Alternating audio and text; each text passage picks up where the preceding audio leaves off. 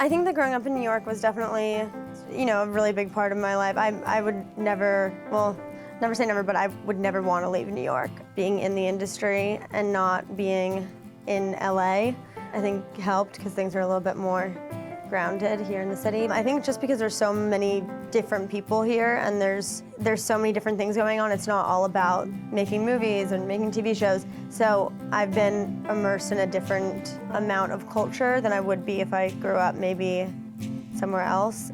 I think I always liked making movies when I was younger. Like, it was always really fun to me. It's like I loved being on sets and I thought it was really fun. And when I was like 12, I did this movie called My Sister's Keeper. And I think that was the movie that I kind of realized I didn't just like making movies, but I liked acting. Because I loved working with Nick Cassavetes. For somebody who was like so young, I was only 11, I turned 12 while we were filming it, he really gave me a lot of trust with the character and talked to me a lot more like I was an adult and not just like a kid that he was directing.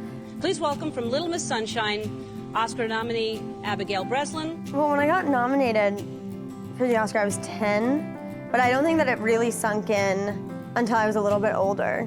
I don't know, I feel like everybody goes and they're like, oh my God, this is like the biggest moment of my life. And I was just like, can I bring cookies into the show with me? Well, when you eat meat, you ingest an animal's fear. Ingest what? It's fur? Fear.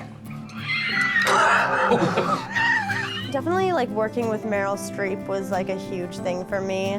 And she's not the type of person who will just like come up to you and like give you advice or tell you, what to do. She's just so professional on set. Like, she's always there for off camera for other actors, and she just always gives like 110%. And to me, I'm like, that's the kind of actor that I want to be. On Scream Queens, actually, somebody said to me, I want to tell you something. And I was like, what? And they were like, you're always on time to set. And everybody really appreciates it, and don't ever like change that. That's like one of the biggest things that people always remember. And so I've always kind of like now thought about that. And of course the next day I was an hour late because I missed my alarm, sorry. Definitely my mom has been a huge support end of my career, like personally. Me and my brother both acted, so when you're a kid, your parent has to go with you wherever you go. And so for her to just like give up her life in New York for like 3 months at a time to take us where we needed to go was, huge. My family's been really important. When I wrapped on a set and I'd go home, it was always like a set-free zone. Like, we couldn't talk about work, just talk about like real normal life things. And I think that helped a lot of keeping me from being like weird. I mean, I am, but they tried.